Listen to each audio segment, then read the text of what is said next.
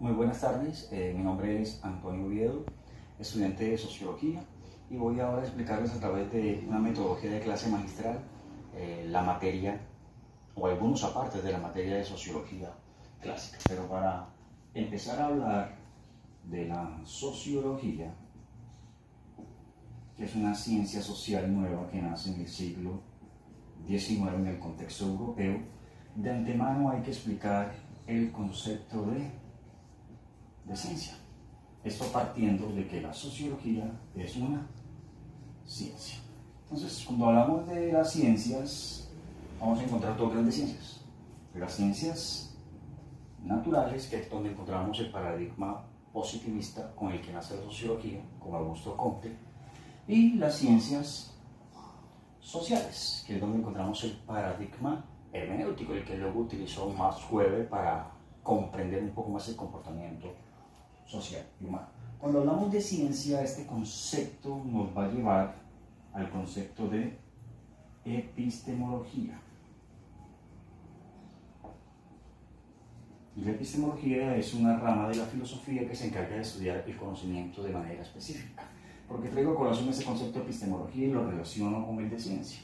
Porque toda ciencia, como es el caso de la sociología, posee una epistemología, y esa epistemología viene siendo un conocimiento propio de la sociología.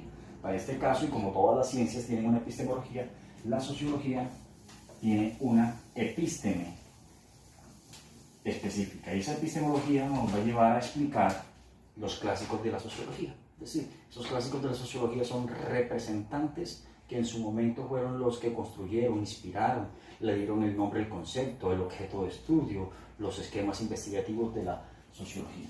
Para dar inicio a esos clásicos de la sociología, hablemos de Marx. Karl Marx. Ese Karl Marx, que es considerado el padre del materialismo dialéctico histórico, que más adelante lo vamos a explicar, nace en el año 1819. ¿Dónde nace? Nace en el contexto de Europa, más exactamente en Alemania. De profesión economista, filósofo, sociólogo, historiador, entre otros. Sus grandes aportes que él les da es basados en el trabajo. En el trabajo. El trabajo como la forma de humanizar al ser humano. Pero la crítica que hace Marx al trabajo es que para ese momento se va dando un proceso de industrialización, producto de la revolución industrial, y una nueva clase social llamada burguesa empieza a instaurar las fábricas. Esas fábricas que son para explotar al trabajador, según la concepción marxista. Entonces él dice, tanto la burguesía como el Estado va a estar siempre al servicio de los capitalistas, es decir, del capital que se genera allí, de los ricos, para que el rico, a través del Estado, de las políticas, leyes del Estado, pueda explotar al trabajador a través de procesos llamados como la plusvalía, es decir, le pago menos al trabajador y el trabajador me va a trabajar mucho, me va a dar más producción, al final va a recibir un salario y ese salario no va a ser directamente proporcional a las ganancias que el dueño de la empresa va a recibir. Dentro de esos tantos libros que publicó en su época, hay un libro muy importante que se llama El Capital. Ese libro del Capital representa la relación y vínculo que tiene el trabajador con el dueño del capital o dueño de la empresa. Y otro texto muy importante representativo del marxismo, que es el Manifiesto Comunista, que lo escribe con su gran amigo Engels. Esto de una u otra forma refleja lo que es el pensamiento grosso modo de Marx. Otro de los grandes es Weber, Max Weber. Max Weber, que nace en 1864 y que también es alemán. Es alemán también. ¿Cuál es el gran aporte de Max Weber, sociólogo alemán? La teoría de la acción social. Esta teoría de la acción social lo que quiere representar es que los individuos que están dentro de la sociedad, a través de las relaciones de socialización, a través de los vínculos de poder, ejercen una acción, es decir, le dan una sinergia y una existencia a las condiciones de las relaciones entre la sociedad, que eso difiere un poco más de Durkheim, que Durkheim no habla del hecho social, sino que no habla de la acción social, sino del hecho social, y lo hace de manera diferente. Nos dice que el hecho social es un producto no espontáneo, que prácticamente es como especie de una obligación que se da dentro de la sociedad. Uno de los libros más importantes de Max Weber es La ética protestante y el espíritu del capitalismo, donde se representa la relación que tiene el capitalismo con los valores éticos establecidos por la religión del calvinismo, que es la religión protestante para ese momento, de cómo influyó la ética protestante en el auge gradual, sistemático y fuerte que tuvo el capitalismo para esas épocas. Otro de los grandes representantes clásicos, aunque este no es tan clásico, es un poco más moderno, es el caso de Parson. Parson, a diferencia de los otros, nace en 1902. Este no es europeo, este nace en Estados Unidos, es norteamericano. Este señor Parson también se reconoce por haber incorporado en la sociología norteamericana, que estaba incipiente para ese momento, incorpora el concepto a través de una teoría que se llama la teoría de la acción social, que es la misma teoría que planteó Weber, siendo que Parson le hace una serie de adaptaciones teniendo en cuenta el contexto norteamericano, que era diferente al contexto alemán, y gracias a esta teoría es que luego Parson empieza a hablar del funcionalismo, que más adelante lo vamos a explicar. Parson, además de ser sociólogo, hizo aportes a la biología, a la economía, a la teología, al derecho, y se le recuerda y se le reconoce el gran aporte significativo que le hizo la sociología norteamericana, en el sentido de que la sociología planteaba para ese momento que esta sociología no debía trabajar sola, debía ser abierta, es decir, que debía trabajar con otras ciencias sociales. Para este caso, la recomendación que hizo Parson era que la sociología debía trabajar con la psicología y que debía trabajar con la antropología, de tal manera que estas dos ciencias, acompañadas de esta gran ciencia llamada sociología, le dieran una explicación un poco más global, más compleja a las dinámicas y comportamientos del individuo dentro de la misma sociedad. Por último, y no menos importante, encontramos a Antonio Gramsci. Este gran pensador, sociólogo y filósofo, Gramsci, nació en 1891 en Italia. Es recordado en sus aportes para la sociología porque incorpora dentro de la sociología a una filosofía de la praxis. ¿Qué significa esto? Que Gramsci lo que aporta a la sociología es que la sociología no solamente debe limitarse en un estudio del comportamiento, sino que también debe adentrarse a estudiar los hechos sociales, históricos y políticos, y que para poder hacer esos estudios humanos y comportamentales en el ámbito político, histórico y social, debe apoyarse en la filosofía de la praxis, es decir, una reflexión más profunda de las relaciones y las interacciones societarias, es decir, de las sociedades que viven en el mundo. Uno de los grandes libros que escribió este señor, o teórico de la sociología, es Historia de Italia. Este señor se le recuerda también por haber incorporado en el siglo pasado el concepto de hegemonía. La hegemonía la consideraba él que era como una herramienta poderosa que utilizaba la burguesía. La burguesía la utilizaba para poder dominar, escuchen bien el concepto, dominar. ¿A quién? a los más desprotegidos de la sociedad, en este caso al proletariado. Hay que subrayar que Antonio Gassin bebe del manantial filosófico de Marx, entonces es un marxista. Por ser un marxista, reconoce y utiliza algunos elementos de la filosofía del materialismo tanto dialéctico como histórico de Karl Marx. ¿Cómo se hace la dominación dentro del Estado? Se hace a través de 4 fuentes. 1, la cultura. 2, la educación. 3, los medios de comunicación. Y 4, la religión. A través de esos 4 entes o instituciones sociales que se pueden llamar de esa manera, es que el Estado, a través de los burgueses, los ricos, los dueños del capital, pueden dominar a los más pobres. Bueno, eso teniendo en cuenta cómo es una simple y breve semblanza biográfica de esos 4 pensadores de la sociología. Ahora bien, así como hay esos 4 pensadores clásicos de la sociología, también hay unas corrientes y escuelas que han fortalecido el comprender, el análisis, el estudio, la interpretación de la misma sociología, desde momentos clásicos hasta tiempos modernos. De allí entonces que encontramos una corriente, y esa corriente sociológica se llama el materialismo. Esta corriente que se llama materialismo fue propuesta por este señor que ven en la fotografía, que es Karl Marx, el padre del materialismo. Pero este materialismo tiene 2 apéndices. La primera forma de materialismo puede ser materialismo histórico. Y la otra forma de materialismo puede ser materialismo dialéctico.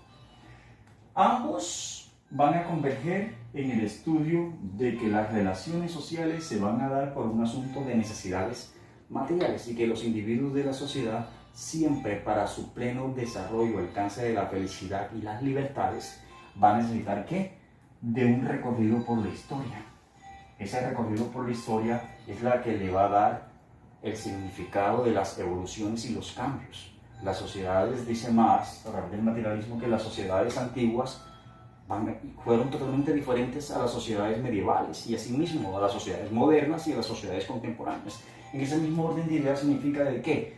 Que hay un constante cambio y transformación de la sociedad a través de la historia y que ese cambio se hace de manera dialéctico. Recuerden que Marx, a través del materialismo, toma elementos de la dialéctica hegeliana, es decir, una tesis, una antítesis y una síntesis. Una tesis me va a llevar a una antítesis, es decir, a refutar lo que planteó alguien. Pero al mismo tiempo, esas 2 cositas que se llaman elementos o variables hegelianas se pueden fusionar y sacamos una síntesis, pero que esta síntesis al final se convierte en una tesis y al final vamos a tener una antítesis y luego una síntesis. Asimismo, en la sociedad, Marx dice, hemos pasado en unos cambios dialécticos en la historia de la humanidad. Un modo de producción primitivo, un modo de producción esclavista, un modo de producción feudalista, luego capitalista, y lo que yo propongo ahora es llamar en ese momento para cambiar la historia y dinámica de la sociedad en las relaciones es una sociedad socialista que luego se va a convertir en una sociedad comunista, ¿vale? Entonces, en esto se ciñe la explicación del materialismo. Otra corriente o escuela de la sociología clásica que encontramos es la sociología comprensiva. Esta corriente de sociología es planteada por Max Weber.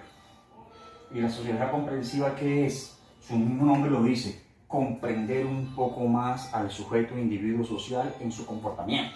Aquí Max Weber se desprende para poder aplicar esa corriente comprensivista, se desprende del positivismo, mucho cuidado. Y al desprenderse del positivismo de Comte, de la sociología superclásica, de la inicial, él se adentra al paradigma de las ciencias sociales. Él decía, para poder aplicar una sociología comprensiva, yo debo desprenderme del positivismo, que es cuantitativo, y debo aplicar mejor el de las ciencias sociales. Y las ciencias sociales me va a llevar a ¿qué? A una hermenéutica. hermenéutica. ¿Qué es la hermenéutica? Recuerden que es un concepto, una palabra que es griega, de la filosofía griega. Hermenéutica, Hermes, el dios del mensaje. La hermenéutica viene siendo como una interpretación, un análisis, una explicación. ¿De qué? En el caso de la sociología, del sujeto. Ese sujeto, dice la sociología comprensiva, ese es un sujeto que tiene significados, y esos significados se van a ver percibidos a través de la acción social. Recuerden que es una de las grandes teorías de Max Weber, a través de la acción social, es decir, las relaciones, la socialización, la interacción, la sinergia que tiene con los demás. Al él interactuar con los demás va a tener unos significados en su comportamiento, y la única forma de yo saber cómo está pensando, cómo está actuando, cómo está sintiendo, cómo está representando una cultura de comportamiento es a través de la hermenéutica. De allí entonces que hoy por hoy, gracias a ese aporte que se hizo en la sociología comprensiva, se habla de hermenéutica social, que nace con las escuelas alemanas el siglo pasado, y que la función de ella es interpretar el comportamiento de toda la sociedad de manera individual. En este mismo orden de ideas tenemos a otra teoría de la sociología clásica, que es muy importante para explicar, y es la teoría funcionalista. Esta teoría funcionalista o estructural funcionalista es planteada por Pearson, que ya les hablé hace un instante, el estadounidense, que le dio un giro y un cambio totalmente abrupto y positivo a la sociología norteamericana. ¿Y cómo lo plantea Pearson para hacerlo, esa teoría? Vamos a hacer un poco más claro. Esa es la sociedad. La sociedad tiene unos integrantes. Eso es lo que lo hace ser sociedad. Pero al mismo tiempo tiene unas instituciones. Esas instituciones las podemos llamar instituciones sociales. Para que esa sociedad funcione, Pearson hace una analogía como si fuera un órgano vital. Y es que la sociedad es un órgano que funciona y que cada uno de estos elementos que son individuos sociales o instituciones sociales tiene un compromiso, una función, unos roles, por lo menos. Este señor tiene un rol, este otro señor tiene un rol, esta institución tiene una función. Cada uno debe hacer de manera eficiente y eficaz y cabalmente sus funciones para que luego exista un equilibrio dentro de la sociedad. Si hay un desequilibrio, es decir, problemas, fenómenos, entropía social, que eso es normal en toda sociedad, ¿qué puede ocurrir? Que cada uno de esos individuos o instituciones sea la encargada o el encargado de solucionar esos problemas que se generan en la sociedad, para que la sociedad todo el tiempo se mantenga en una estabilidad y un equilibrio armónico. Ahora, por último y no menos importante, hablemos de otra corriente, en este caso es una escuela, la escuela crítica. Esta escuela crítica recoge elementos de la teoría crítica, que es una teoría filosófica. Al recoger elementos de la teoría crítica, bebe del manantial de la escuela de Frankfurt. Y esa escuela de Frankfurt, ustedes la conocen, plantea que unos estudios a los fenómenos sociales de manera interdisciplinar. ¿Qué significa eso? Que ella analiza y estudia a los fenómenos y problemas sociales desde una óptica psicológica, filosófica, política, económica, histórica, sociológica, antropológica, etc. Para que al final se le pueda dar una mirada o tener una visión más amplia del problema, para luego o posteriormente darle una posible solución. Ahora bien, una pregunta que surge de todo esto, teniendo en cuenta los teóricos de la sociología clásica, las escuelas y corrientes de sociología clásica y moderna, una pregunta que puede suscitarse aquí, que es importante responder, es si estas teorías, estos teóricos tienen vigencia, es decir, en la actualidad se rescatan y se utilizan. Claro que sí, por supuesto que sí, porque vivimos en un mundo de desigualdades. un mundo de pobreza, en un mundo de explotación laboral. Ahí estamos hablando de una teoría marxista, estamos hablando de un materialismo histórico. Estamos hablando de que la sociedad está organizada en instituciones sociales, familia, educación, política, religión, economía, y que cada persona dentro de la sociedad tiene una función. Tenemos el alcalde, tenemos el profesor, tenemos el arquitecto, tenemos la enfermera, el médico. Cada uno de ellos cumple una función específica para que la sociedad tenga un equilibrio armónico y funcione de manera exacta. Si en algún momento la sociedad se desequilibra a través de problemas y fenómenos que son propios de la naturaleza existente de toda sociedad, van a existir personas que tienen unos roles específicos para solucionar el problema, o instituciones sociales que tienen un poder o una facultad funcional para darle ¿qué? Respuesta a dichos problemas. Entonces estamos viendo que tanto las teorías como los teóricos todavía tienen mucha vigencia en la actualidad. Reflexiones que se pueden suscitar a partir de esto, y es que la sociología es una ciencia social muy importante, que nació en el siglo XIX y que es una de las últimas ciencias sociales, y que es una ciencia sumamente importante y que a lo largo de la historia de esos siglos ha tenido unos cambios metodológicos, sistemáticos, teóricos, empíricos, pragmáticos, hasta el punto que hoy la sociología es una ciencia general, amplia, que no solamente se encarga de entender el comportamiento humano y social, o el comportamiento de la sociedad en general, sino que también se encarga de darle solución a dichos problemas que se generan. Ejemplo, la pobreza, la desigualdad, la corrupción, la violencia de género, entre otras cosas. En términos generales, corrientes sociológicas y teóricos clásicos y modernos de la sociología, hoy por hoy todavía se siguen rescatando en el campo de la economía, en el campo de la historia, en el campo de las ciencias políticas, en el campo de la psicología, la antropología, porque es una ciencia que cada vez está tomando más fuerza. Es una ciencia más que del comportamiento, es una ciencia de solución de los problemas en general. Espero que les haya gustado esta clase donde se trabajaron y explicaron de manera muy superficial los teóricos clásicos modernos y algunas teorías las más relevantes en el campo de la sociología clásica.